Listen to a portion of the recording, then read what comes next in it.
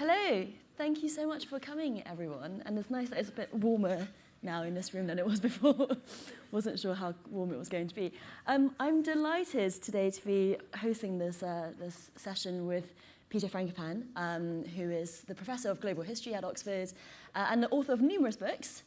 Today we're here to talk about the Silk Roads, A New History of the World, because it's a 10-year anniversary. Have you heard of this book before? Like Miss World. Yes. My name is Cindy Yu. I'm a columnist at The Times, and I report on China most often. You might know me from my previous podcast, Chinese Whispers, as well. So Peter, I think let's assume a lot of knowledge about the book. You know, it's 10 years since it came out. If you haven't read it, I don't know what you've been doing for the last 10 years. So I guess my first question to you is, you know, I think your book is one of the first English language attempts to reframe world history in a non-Western mindset. What inspired you to take that viewpoint? Because you are a Westerner yourself. So what was the first thing that made you think, I need to know more about how the rest of the world sees the world history? And also, I guess, it's like a follow-up to that is, in the 10 years since, do you think other people have become more minded of that need to think about things like that? Well, thank you very much for having me. It's a joy to be here at Cliveden, and thank you for coming to listen to me in the lunch slot. I don't know about what motivations were. You know, things look different when you get older and you look back, and life suddenly starts to make much more sense rather than the haphazard chance. I suppose, you know, I grew up in the Cold War, and you know, I was aware. I start with Silk Roads by saying I had a map of the world on my bedroom wall. And I used to love memorising, and you know, capital cities, which were written in capitals, and the names of the rivers and the mountains and so on. And even as a boy, I recognised that what I was learning in my school lessons were about a tiny little part of the world. And those weren't very exciting names. You know, Brussels is quite fun, and particularly if you realise that it's spelt differently in different languages. You know, Bruxelles, having just been there, or Brussels if you're a Flemish speaker. But most of these other places in the world, you know, in China, Russia, South America, seemed incredibly exotic.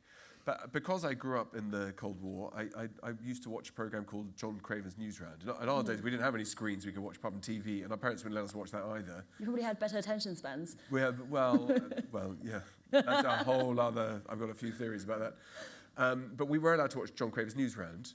And we were quite well informed as young people because everybody in my generation, parents allowed us to watch it. So I grew up watching genocide in Cambodia, the fall of the Shah in 1979, and the attacks on the two mosques in Saudi Arabia. We saw a different form of devastation in the Middle East, but of uncertainty, of bombings, for example, in 1983 in Beirut. I saw, we read about the tail end saw on TV, the tail end of the war in Vietnam, and then above all, the Soviet Union, which every first Friday of the month, we had a bomb drill at my school to hide under the desk, as though that would somehow help if there was a nuclear war that started. And I'm not sure that it would have, no. But the fact was we were brought up in a world with my generation where we were certain that there would be a global nuclear war in our lifetime. And in fact, some of the things that I've written about since about anxieties about climate change and what the impact would be of a nuclear winter through films and TV things that we saw in the 1980s. And so I think those two bits were really important about why am I learning nothing about the parts of the world that seem to be problematic, threatening, difficult, interesting and exciting. But also, you know, didn't want to just go through life learning about Europe. And in fact, we don't really know about Europe in this country. We know about Western Europe. So people can name German, you know, philosophers or Italian musicians, but you know, no one, unless you happen to be Greek. With great respect to my Greek friends, in fact, family, you know, Greeks stopped being clever after Aristotle. Everybody knows that. Right? Nobody explained to me at school why the Greeks, you know, were just going to move on to the Romans. Like, did they not do anything? Yes, of the decline. In the 2,000 years since? It turns out there are lots of unbelievably clever Greeks. It's just so we don't know anything about them. Greek film stars, musicians, not really. But, you know, the same thing for Bulgaria. You know, Bulgarians are one of the few places on earth that have built two empires. And nobody knows about the second. And no one knows about the first. So even on our own continent, we're completely ignorant. And that's a problem. You know, I spend a lot of time in the Baltics doing stuff with NATO in particular, the eastern flank and the northeastern flank. Lithuania was the largest European empire, right, in the pre-modern period. And So I think I grew up thinking I wanted to understand the world in its beauty and its complexity. I wanted to be quite ambitious. I was very lucky I went to a school where I could learn Russian, which was, sign of obviously privilege, and even luckier that my Russian teacher, this lovely man called Dick Haddon, who'd been in naval intelligence, and his job had been to debrief defecting Soviet sailors, of which the precise number of those was 0. So he ended up teaching young boys Russian, which was a bit of a come down. But also very important. I was very lucky. I was at a school that sent him to go to live in Kuwait. He learnt Arabic and came back and taught 4 of us Arabic at A-level. And so by the time I got to university, I was looking eastwards. And then through total fluke, I picked subjects that were unbelievably unpopular, of no interest to anybody. Things like what's the difference between Russian language and Ukrainian, where does Kiev fit in the historiography of the Soviet Union, the Tsarist Empire, and of Putin's Russia. I did things like colonization of the Crusades and Christian interventions in the Middle East, for which Iraq and Afghanistan were reasonably good approximates. And then I think what I was very lucky was that in 2013, Xi Jinping mentioned in Astana in Kazakhstan the Belt and Road Initiative. And unfortunately, because we have a short attention span and we're unbelievably ignorant, 2 years earlier, Hillary Clinton had given a speech in Chennai saying it was important to rebuild the Silk Roads. In 1997, US Congress almost passed an act they didn't, in fact, called the Silk Way or Silk Road Congressional Act about regalvanizing all these networks. So these ideas have been there for a long time, and then because the way that geopolitics has moved, people got excited about my book. So I was lucky, but I had no expectations. And I knew I had no expectations because my previous book was published by Penguin Random House, and they turned down Silk Road, said no one was going to read it, and it wasn't possible to write detailed history on this kind of scale. And what they were really interested is if I had any ideas about microhistories, about working class families in Blackburn, and how you could think about the 20th century through different eyes, not just through elite men. And I said, that sounds very interesting, but that's not really my skill set, because I've been trained to, I said I could do working class people in Constantinople in the 6th century. And then they didn't Would you like that instead? And they didn't return my phone calls. Well, I'm glad that you mentioned Xi, because if you look at President Xi's visits, this year he's gone to Southeast Asia quite a lot, but also Kazakhstan. He's spent 3 days there in Kazakhstan, meeting also other regional leaders as well. And I can't really remember when the last time a Western leader went to Kazakhstan. Oh, I can help you on that. So I was there in June, and my plane on the way out there was filled with French government ministers and bureaucrats, which I've never seen many French, but there's some good French archaeologists in that region. And it took me until we'd taken off to kind of work out why suddenly it was filled with the French. And it's because Putin has managed to convince the government of Niger to nationalize the uranium mines, which French nuclear energy has been completely dependent on for the last 50 years, or since the 1970s, so 55 years. And France is desperately in need to replenish their uranium stocks. And you don't need to have too many briefings about critical minerals and rare earths. Kazakhstan comes up on the list quite quickly. So it was a big delegation. And in fact, then the next morning, apart from the fact that staying in my hotel as well as all the French diplomats, there was a 70-strong Taliban delegation in town too. Quite an important Russian and Chinese delegation too, not with Xi himself this time.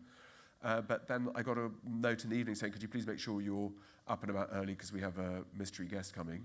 And Giorgia Meloni turned up to say, Marco Polo travelled along the Silk Roads, please can we also have your uranium? And so it's been paid a huge amount of attention, and because you ask about the Western perspective, it's had US have something called a C5+1, so the former Soviet states. The huge amount of attention paid by the United States in terms of its own shortcomings of its rare earth and critical mineral supply chains. But not surprisingly, people like MBS in Saudi Arabia, United Arab Emirates, governments in places like Singapore, have been incredibly careful to build ties and connections into that region. And it's always a tricky one. And I last saw Cindy in Shanghai.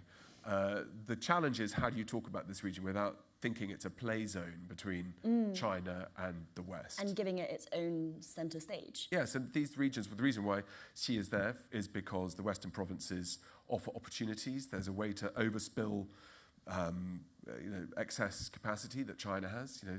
Like the mayor of one of the towns in Sichuan province says, we've got too many bridges already, we don't need another one.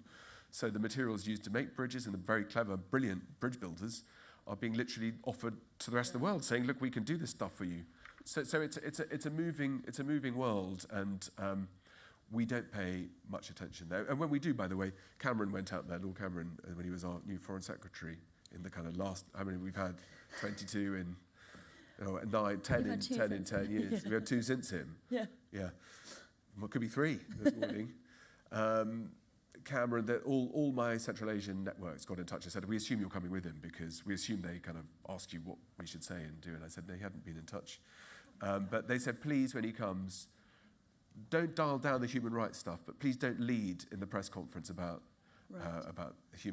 LGBTQ plus stuff. And they said, we understand that's important. We'll deal with this in the closed sessions and whatever. And of course, the first thing he wants to talk about is, and then he says, as well as having your values more like us, we also have your uranium. What typically these states now say, because of the chaos the last 2 or 3 years, is when you say values, do you mean Donald Trump values? Do you mean pulling out of the European Union values? Do you mean pulling out of the World Health Organization values?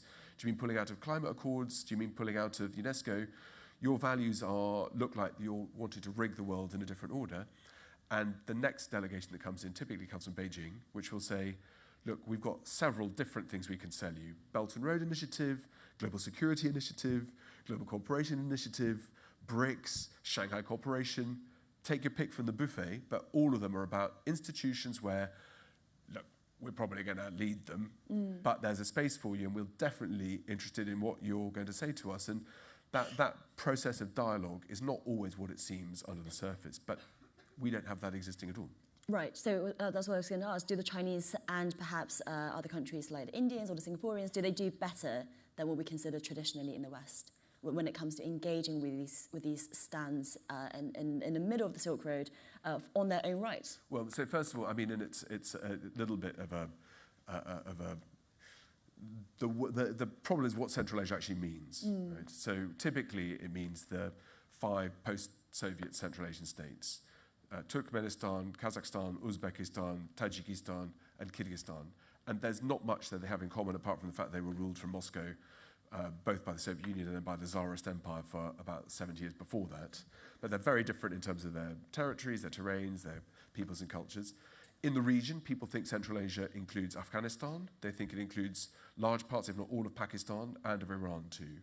That's not what the Iranians think. They have a different mindset altogether at the moment. But these conceptualizations about what are we talking about geographically are not always helpful. And in fact, Silk Roads as a kind of concept is about connectivities and connections. And it's not helpful to say it starts here and ends there. It's about how do you find ways of building local, regional, trans-regional, even global institutions, networks, collaborations. And some of these things, are they more successful? Well, for one thing, they know people's names. I know some people have been to these regions, but they're not the most famous names in the world, the presidents of the post-Soviet states. Most people can't name the president of Iran, right? The knowledge about the UAE is 0, more or less, apart from the fact that there are now more tourists spend in UAE than in the United Kingdom. Not people settling there or moving there like Tristan Hunt was trying to stop us doing yesterday for tax reasons. More people are going to the United Arab Emirates for their long weekends than come to Cliveden, Harry Potter World, Bicester Village. Our 3 top, actually 2 of those are the top UK sites. Bicester Village and Harry Potter World are 2 most visited sites. It's all driven by the Chinese, isn't it? There you go. Well, you get on the Oxford train, and it's not trips to Oxford, by the way. Physics and classics faculty lecture starts at 9. We stop at Bicester Village, and then we're going to carry on to Oxford. Yeah. And I'm not joking. The announcement is in English, then Arabic and Chinese. Yeah. Right. That tells you about what we've become. So I think about these connections. Lots of people do it better. Yeah. So for example, UAE last year invested 4 times more into Africa than China did. Most people here would say Africa is a continent indebted by the Chinese government as a form of debt trap to weaken and colonize by the back door. And I have a friend who's a finance minister of West African state. He's got a PhD from Harvard in macroeconomics. And when he gets visited by US State Department saying, don't allow China to indebt you, he says, I'm able to read a balance sheet. This is not the 19th century anymore. And you can't come in here and tell us what's good for us. I think these things are tricky. So I was with the European Union on Thursday doing their global gateway strategy. We had Ursula von der Leyen, Kaja Kallas, all the kind of the architecture of basically Europe trying to say we should now also build a Belt and Road Initiative, even though, as you know, Cindy, funding more or less stopped for BRI about 7 or 8 years ago. Yeah. China now, Belt and Road is let's keep it small and beautiful, aka let's not waste more money of throwing things into things that don't always work very well. And what the Global Gateway is saying is we'll build a corridor. One of their signature things is we'll build a corridor extracting minerals from Angola. And if we invest enough money in it, we will get 3 times the amount of minerals out at a cheaper price by 2030. And that sounds very much like how Beijing sees the world. So the difference is that we'll do it in a way where we'll say please and thank you better, and we'll have our so-called values, and we won't entrap you with debt in the same way that China does. And because no one knows about the Belt and Road Initiative and what it actually is, it just sounds like it's terrifying. It sounds like they've got a plan in Beijing. Our like-for-like is probably not enormously sophisticated because we don't know what we want. When you talk about how you got into this field and the lack of education you had in school, for example, I still see the British education system now as very much lacking in that global focus too. And I wonder, I don't want to kind of just bash the British education system over the head too much, but is it overconfidence from being the most powerful, kind of, however you want to call it, civilizational core of the last few hundred years, that we then, the English-speaking world, don't have to understand other places? And is that actually, from a historical perspective, what all empires end up doing after a while, that you only kind of care about yourself, you don't need to care so much about the rest of the world? Everybody cares about themselves. You start with yourself. You teach your kids about your family. You teach your kids about your neighbourhood. That's totally okay. I don't think there's a problem at all. And I'm a product of that education system, and I've seemed to have done quite well out of it. So I think a lot is on what do you think education actually is for. I mean, there are lots of different structural problems. One of the things that I'm trying to address is the fact that in this country we produce enormous and fantastic fiction for young people, but pretty shitty non-fiction. Sure. I mean, so when I did Silk Roads, and it did well, I used to come and I've been lucky to be invited to things like this, but is anybody in this tent under the age of 18? Where's one? Okay, there's one. We've got a few. Well done. A few. Okay, my eyesight's fading as I get older. And so I did a version of Silk Roads for younger readers. I didn't want to call it for children because I don't want to patronise children. I also don't want to patronise grown-ups. I mean, it's cheap as chips, this, by the way. I mean, it's 15 quid, 16.99, okay, whatever. But people don't have time, not just because of attention spans, so having a beautifully illustrated book that is shorter was really important. So I'm doing a series of non-fiction books for 8 to 12-year-olds, and also for kind of middle teens and adults who might want to read them. Because I've seen that teachers, when my illustrated version came out, were all over it. Of kind of, here's a module. Has anybody else got an idea how to teach the Black Death? And because of social media, you could follow some of those. And sometimes you'd reply, and they go, oh my God, I can't believe that's really you. And you think, I can't believe you're talking about my book. And they go, oh my God, I can't believe you've done this. And then you say, what is it you'd like? And their problem is not about curriculum reform. Teachers are incredibly inventive. They're incredibly dedicated. They're smart. I mean, I think GCSE and A-levels are a bit demoralising, but I said that once in a Hay, and then I got the teachers piling in saying, stay in your own lane, why don't you leave this stuff to us? So I'm trying to be respectful, that let everyone do their own thing, but I think that we're not bad at doing it. Yeah. University is a different story. I grew up when I didn't have to pay a university tuition fee, so my choices of the subject were based on what I thought might be interesting, and I think that now if you're leaving university, and the average student in the UK now leaves university in the United Kingdom with more debt than an average American student leaves American university, then perhaps it's not surprising in a tough jobs market that kids will steer towards things that they'll know about, because it's quite hard to write a bad essay about Hitler. And things that make money as well. I mean, I know so many fluent Mandarin speakers having studied at university, but then they don't find the appropriate jobs to come out and do them. Well, look, Cindy, there are 300 students starting this year studying Chinese at British universities. 300. Yeah, I mean, that's the same as it was in the 90s, right? I mean, we just haven't got right, any and better. China is a more significant set of opportunities and challenges. It's a great thing to go and learn languages.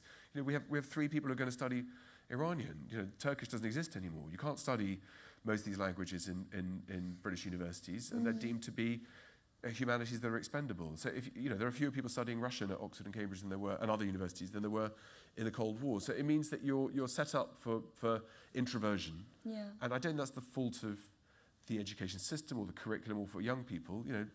I've been very lucky to have kids we've tried to encourage to understand and think about the world, and they'll tell me that travelling and learning languages are different things. They're very open-minded, but I think you've also got to make your own luck, and you've got to follow what you're interested in. But that's when a curriculum becomes funny. But I don't think it's just a British disease. If you study about China, you'll have the same centrality. I think the problem is to write books about connected regions. You do need to have the discipline of learning languages. You've got to be able to read materials and be on top of the archaeology, the local materials, the local scholarship.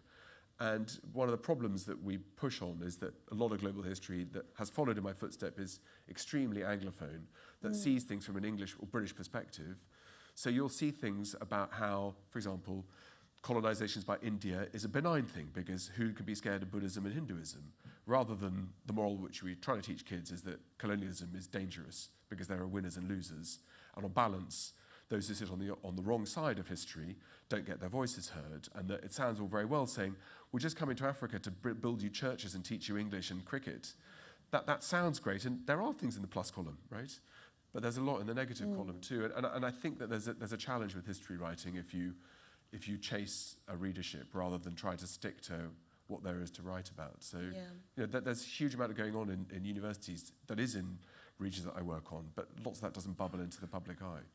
So just touching on the issue of connectivity then, I think, I've been ashamed to be too Chinese-focused, I think, in my understanding of history, and too British-focused, in the sense of not understanding how actually cosmopolitan human history has been. And that's something that I think comes out really quite a lot in your book, which is about how actually there is no such thing as this block of culture here, that block of culture here, this religion is that, and that religion is that.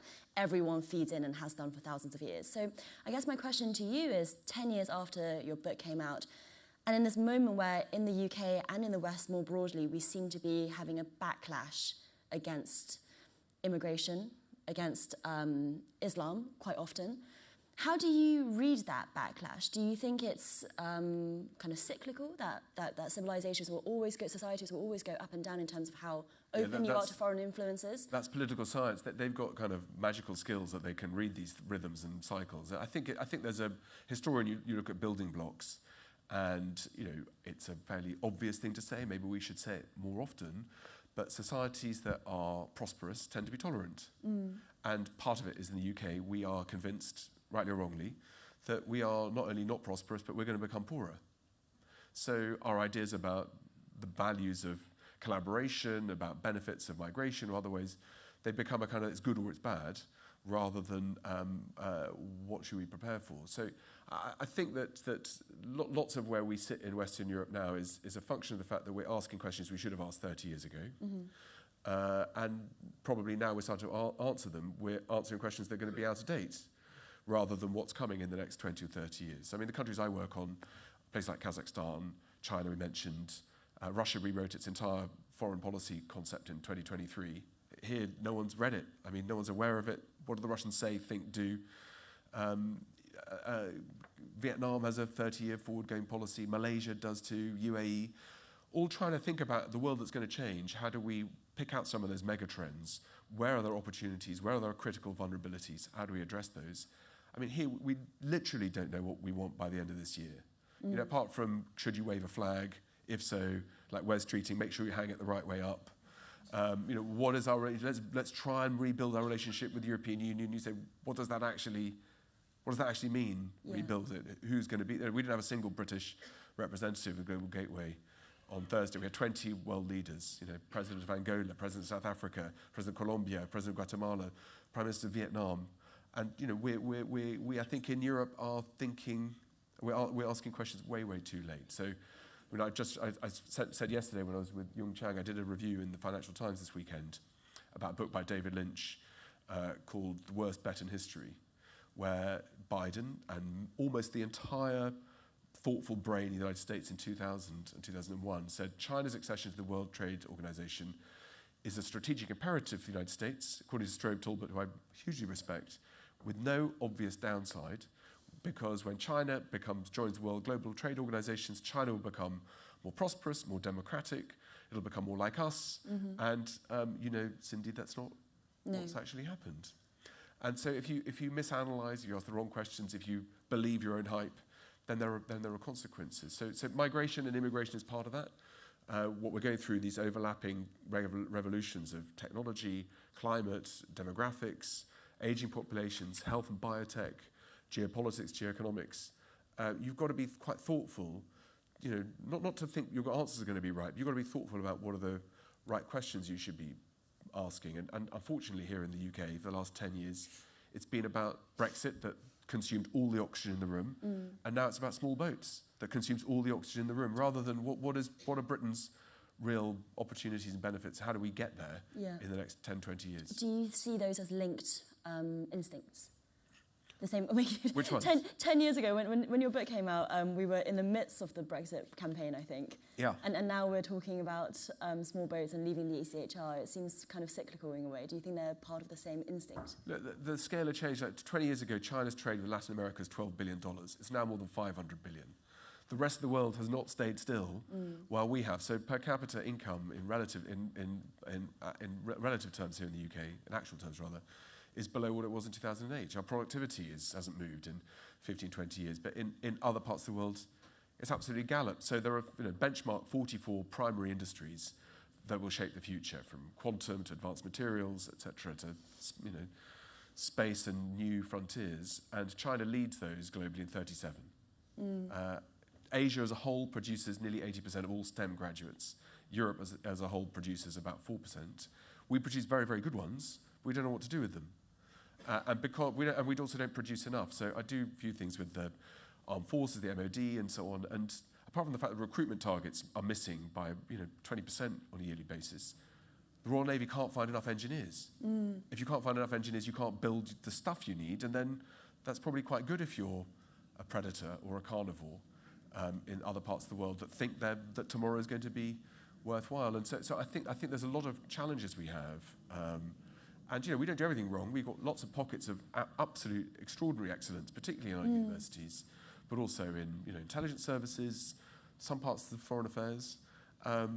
But we are hooked to the wagon of Trump and the United States, and we can't detach from that. We can't see past it. And again, the parts of the world I work on, because our news cycle is constant, we've forgotten that when Trump says he's going to invade Panama, which we've forgotten about. So I was with the Minister of Economics from Panama on Thursday.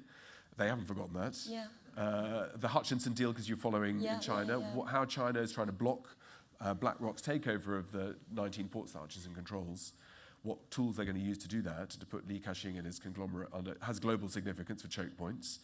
Other parts of the world are moving extremely fast in things like AI and sovereign AI. And here, we genuinely in the UK do not produce enough energy to be able to power the AI that we know we're going to need within the next 6 years. Deloitte produced a report 2 weeks ago that said AI demands on global energy are going to mean that demand goes up 30 times by 2035. And here we're having arguments about, do we like solar energy or wind farms, rather than how do we actually have everything, prepare for what's coming next. And luckily that's above my pay grade. Well, let's talk about you at the US and China, because how optimistic do you feel that the world will continue to be connected? We seem to have gone through an unprecedented amount of globalization thanks to tech and trade and new transport mechanisms in the last, let's say, since the end of the Cold War. But also we seem to be going through pretty fierce decoupling at the moment. Yeah, that sounds right. It's actually not correct, though, in terms of data. So ASEAN, inter-ASEAN group trade is going to double within the next 10 years, and I suspect before then, the levels of global trade are rising. It's just the West is the issue, and Europe and the US. It's a very good question about China, but the US takes 3% of its imports from China. China's not, and the United States economies are not particularly highly linked. Where they are is on critical areas where the US are completely dependent. Particularly in rare earths and critical minerals and processing. And China's threatening to cut them off. Because they could see what was coming, right? They had pretty good warning on Trump, White House 1. China, since the early 90s, has been worried that China's rise will trigger visceral negative reactions. And ironically, because they have done that, that's produced centralization in China. That's produced hostility in China towards the West too. And, because Marxism with Chinese characteristics is a fulfillment of all the prophecies that Uncle Carl foretold, what China thinks it can see in the West is the paralysis and the natural conclusion of global capitalism, where oligarchs take power, are responsible for military strategy and policy, and lead to a global revolution and collapse. And they might not be wrong, but I suspect they are, that these systems are more robust than single individuals can break down. But it sort of sounds about right. So I think that the Chinese state at CCP level and at sort of Ministry of Finance, Defense and Security, internal and external, have been quite thoughtful about how do you make sure that Chinese vulnerabilities are not exposed. So since I wrote my book, investment into energy supply is now so advanced in China, apart from having, for $100 billion, China essentially controls now all global renewable energy technology, which is quite a cheap bet. I mean, that's what we spend on our less than what we spend on a health service in a single year. And that's given total competitive, monopolistic control that they can produce quicker, cheaper, better. That was done not because China was trying to have a master plan to screw over the rest of the world, but because being potentially cut off from oil supply from the Gulf, where the United States has been very well supplied, Russia extremely volatile, China is worried about what Russian politics looks like, China's built up the capacity to power itself. So to the point that 2 years ago, China produces so much renewable energy that it can provide power for every single residential unit and home in China. So that was one thing. The other one was how do you build up food security? So forward long-term contracts from places like Brazil, where now 30% of all Brazilian agricultural exports go to China, meant that when Trump hit soy production, China's okay, right? So I think there's been some thought into how does China prevent the US putting pressure, and that's what the left hand has done. What the right hand has said, right, and how do we make sure that we've got some tools that we can push back on? And Trump is not the hardest man to read, and also he's not always wrong. His sort of 100% slap is to say, we need a deal where you're going to not control the things we need. And those channels in Beijing that you know about, Cindy, too, are not thoughtless or chaotic. They're quite thoughtful, which is we're happy to come to the table. But, and in Trump White House 1, I was involved on the absolute periphery through Central Asia with some of these discussions. The problem was not that Trump was chaotic or made demands, it's that he changes his mind. So the Chinese in Trump White House 1, and the ones I work with, and would say, we will negotiate on IP theft, we'll work through about balancing of trade, we understand why those are problems, and we will solve them. But typically, we'll agree something, and then the next day he'll wake up and say, I want something else, or I've changed my mind. And they found Trump in a way easier to deal with than Obama, who could never get anything through Congress, who lost interest and didn't deliver what he promised. Trump is there to make a deal. And again, all the sort of netizens on China are all convinced that Trump fundamentally won't get involved between China and Taiwan, that there's no particular skin in the game that, and Trump has said that, in fact, and so has J.D. Vance, and figures that Trump will sell a price. There's a number that he's looking for, and they're right, I think. I mean, maybe not. Maybe Trump has got ethics in there and a global view, but he's looking for a deal. Yeah, definitely. And so, Trump is incredibly popular in China. He's, 10,000 Tariff Grandpa is one of the nicknames he has online. Yeah. And then his nickname is a play on his name in Chinese, is Comrade Trump, Builder of the Nation. Yeah, 川建国. because he's the man who's making China great again. Yeah. Ironically, despite saying Comrade he's making... Yeah. And there's a lot of amusement about that, and about how that probably helps China. The problem is, what does China's actual long-term model look like in a way that is non-aggressive? And again, lots of the part of the world I works on in Central Asia, in the Gulf, Africa and Latin America increasingly, that story China's not probably getting right. And you've got to take a bet on whether you think that dovetailing of stories of wolf warrior diplomacy, Chinese diplomats went through a kind of J.D. Vance phase for 2 or 3 years of going to social media, like Emily Maitland was saying yesterday, and J.D. Vance saying, I don't give a shit what you think. Chinese wolf warrior diplomats, that went down very well in China, but it turned out if you say to the Swedish government, you're like a piece of gum that I've stuck to the bottom of my shoe that I can't dislodge, that doesn't win you hearts and minds and friends. So the soft power element of China hasn't really worked very well. And there are parts of the world where it has, like South Korea has done unbelievably well at being great on their food, great on their fashion, great on their music. 165 million downloads of K-pop in Peru last year, right? 200 million downloads of K-pop in Turkey. That's what soft power looks like. We have, I don't know, Busted or McFly or... I think Korean is also one of the most popular languages for students in the UK to be studying now as well. Not obviously very well. And in Central Asia, because Korean leaders Korean populations were deported to Central Asia. So the best Korean food outside Korea, in my humble opinion, is in either San Francisco or in places like Tashkent, because there have been communities living, Korean families living there for. Or you have to come to New Malden, which is where I grew up in Surrey, which is little Korea as well in the UK. But that's for another day. We're quickly running out of time, so I'd love to get some audience questions. Yeah, great. Well, that one close to you. Yeah. Do you think China's likely to invade Taiwan? Okay. Great. Let's take another one and then we'll... Should we do three? Yeah, okay, cool. Great. And then, write it down. Lady over there. Oh, is there a lady? Yeah. What should we be doing, Peter? You say we're not doing the right things. And what should we be doing about China? Who do you mean by we? The West. Okay. Broadly defined. Okay. Great. And let's have one more. Jack's here at the front. Is always very polite. We like Jack. To touch on our colonial legacy, we've got an Indian century, an African century, all dawning. In 5 years' time, we may have a political movement in charge of this country who feel like who'll be unapologetic, or maybe that people should be thankful to us for spreading civilization. How much of a problem is that going to be? Sorry, what do you mean, Jack? What do you mean? If reform, colonialism particularly, or how will we reflect on our history if there's a reform government? Basically, how much of a problem is our colonial history in terms of our foreign policy and how we move forward in this century with increasingly powerful Indian and African countries, and how much worse will it be if we have a government which is unapologetic about it? Does there need to be more of a reckoning when you go to these countries that have this kind of different side of the memory? I think in the UK, it's for good and for bad. We're deeply interested in history in this country. In some parts of the world, what happened yesterday, it's kind of gone, right? So history is what old men, particularly old men, but old women in universities are interested in.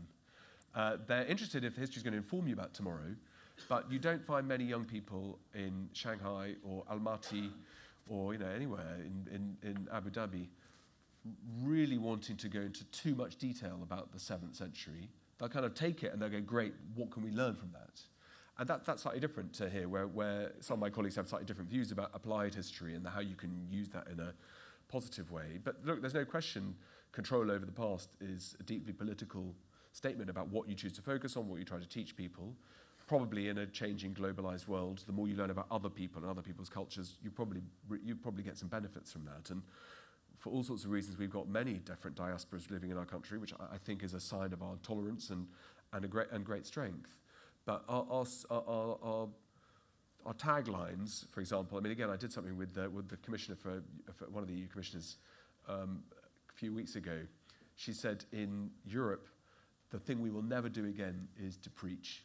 And the age of... Everyone nodded and they all said one clever thing after another. And then it came to me, and it's always hard to go last because all the clever things have already been said. And so I said, look, I may be very mistaken, and I'm sorry I'm a historian, but isn't preaching the only thing that really does work? That it's what you preach and how you preach might be the problem, but that's how you disseminate information. And so if you say we're not going to disseminate anything, we're not going to tell any stories, then there's a problem. I think it's what that package looks like. And I'm not clever enough to guess how curriculums, what we teach in the future how that will change. But I do know I'm part of a generation of incredibly gifted historians who are asking questions about the past in ways that weren't being asked when I was a schoolboy. So that's a positive. I hope that answers, Jack. I'm not sure, by the way, and it's a quick dig. India has unemployment of young people of 45%. So there's a lot of structural challenges for India to fix. And I'm concerned about both the political climate in India, but also the physical natural environment in terms of the heat stress and water stress. I mean, we've had temperatures in India above 50 degrees centigrade, and that requires a lot of, not just planning and thought, you need a lot of luck to get through some of that. And in our warming world that has disappeared out of the conversations, that there are going to be challenges, and for Africa too. What should the West be doing? I think a lot depends where you stand, in which countries, or what kind of resilience you need and want. And so that's why I asked if it's the US or the UK. I mean, look, Trump is trying to fashion the world in an order that suits the United States, and he's using direct tools to be able to do that. And I think the way he does it may be objectionable. If I was an international lawyer, I'd be extremely worried. And if I was a member of the US Armed Forces, I'd be worried. But I think that's how he wants to do it. I think here we sit in a sort of pool of blancmange, where we think if we say free trade enough, that will work things out for us. I think we should be, I mean, for example, at my wonderful university, if you want to produce more engineers and Arabic speakers or Russian speakers, fund 20 places that are free, not with grants, but in the subjects that you want. And then you'll have the best level of social mobility, because you'll have the cleverest, poorest kids who don't want to take on debts. So, give me 10 graduate students, and that would be all I need. I run a research centre at Oxford on less than $50,000 a year. My peers in the United States run it on 4 or 5 million, and at government level it's meaningless. But if you want to be able to create collaborations, then you have to fund it. And the challenge for humanities at universities is a real problem for now, particularly as my former provost and boss at my college, Jonathan Bate, I don't know if he's here, that humanities are fun, but he is here. Hello, boss. Is that humanities is a fundamental part of the solution and thinking around new technologies and new sciences. And we've got to mesh that together. If you are in a position who have asked that very good question, that are able to help, if you happen to sit very high up in Whitehall, please come and find me. Will China invade Taiwan? I don't know what you think, Cindy. I feel like you've got to give your brief answer first. No. So I was asked to brief Admiral Paparo, who's commander of the US Indo-Pacific. Extremely thoughtful, clever, lifelong military man, widely read. And I was with him at the time when, in the middle of the so-called 12-day war, when Israel was bombing Iran, at the time when the Russian summer offensive in Ukraine was galloping forwards. And he happened to be passing through, and I asked whether there were any unusual movements in Chinese ship maneuvers or aircraft. And it's true, we are 3 times this year with 3 times higher incursions of Chinese military aircraft into Taiwanese airspace. So there's been an escalation. But in this moment of global dislocation, where everything was worrying about what was going to happen in Iran and in Ukraine, if you'd been a Chinese military strategist who was really thinking that you're close to the go signal on Taiwan, you couldn't have picked a better moment, where global attention was completely off you, global capacity at military is already at its expenditure. As it happened, so much US ordnance was used during the 12-day war that the United States missile deployment and requisitioning is now unable to meet its demand. That's been one of the key messages this year, the sheer weakness of US stockpiles and their advanced weapon systems, and the overperformance of particularly Chinese kit that we saw in the Indian-Pakistan confrontation in April. So I think that the fact that nothing happened then would tell me that if what happens in Taiwan won't be an invasion, it'll be a strangulation. Taiwan has essentially no energy security and more or less no water security. So there are all sorts of ways in which life could become very difficult for Taiwan. So one example for that, if I was asked to come and advise the Chinese state, you say, you just stop one consignment and say this consignment of bananas has got an unusual pest on it. We can't afford another global pandemic. We're going to quarantine all shipping, nothing to get in for the next week. We're just doing our jobs. And suddenly there's a squeeze. So I think there are all sorts of ways in which Taiwan is probably quite useful to Xi for his internal. I mean, this, but we've talked about this before.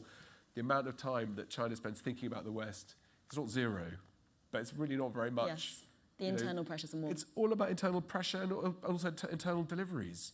So it's not quite how little we talk about Mauritania in the UK, but it's not what drives policy. You have these vulnerabilities and challenges, but most of China is about how to get out of property slumps, how to fund and develop technologies that are globally leading. And so I think in some ways it suits to have a fudge, that it's a kind of pressure point. I think so, and I think that Trump's approach, and I know we're going to be ushered off the stage very soon, but Trump's approach of not supporting Taiwan independence means that the Chinese, conversely, are less worried about Taiwanese independence. They're less worried about this island drifting away than they were when Pelosi went to visit, which was a real moment of them thinking, God, if we don't take this island soon, the Americans are really going to wedge them into independence. So I think conversely, Trump's, I don't care about Taiwan approach may actually make it slightly safer for now. Let me do, because I know you're going to round up, so I won't get a word. I'll just the lessons of diplomacy 101. When I wrote Silk Roads, and it came out 10 years ago, and by the way, there's 35,000 new words, which is basically a new book on its own, and for the same price, I don't know quite how. 16.90 a bargain, and might even do two for 40 quid. That there were 31 countries that had diplomatic relationship with Taiwan. Over the last 10 years, China has worked out how to dislodge more than half of those. We might not be happy about that, might be uncomfortable, but that's what a good foreign policy does. You find out what you're trying to achieve and you achieve it. China now has more than 137 countries at the UN who recognise and endorse and sign off on China's China policies and framing of what Taiwan looks like alongside China, because a lot of effort has gone into wining and dining, winning hearts and minds, trying to find ways to sweeten people's appreciation that the West wants to support Taiwan but doesn't have the guts to declare it an independent state. And when you have more and more people who say, look, I think how you're framing things look right, and that's how the West does things, that's what success. We might not like it, and it's threatening for us for lots of different ways. But to have a foreign policy, you go, this is what we're trying to achieve. Let's then work out how to get there. If you can answer for me what British foreign policy is anywhere globally, in a particular region, continent, please put it on a postcard and send it to me at Worcester College, Oxford, OX1 2HB. And I don't think we are even capable of asking the question. We want better relationships with Europe again, and let's hope NATO doesn't dissolve. But beyond that, it's kind of our basic position globally is please, like Lord Liverpool, maybe it's Lord Aberdeen in 1850 said, it's in Britain's interest when nothing happens. So our job is to make sure nothing happens. Well, on that cheerful Lord note... Salisbury, sorry, Lord Salisbury, if Andrew Roberts is here, pause it, Lord On Salisbury. that cheerful note, please do join me in thanking Peter Frankopan.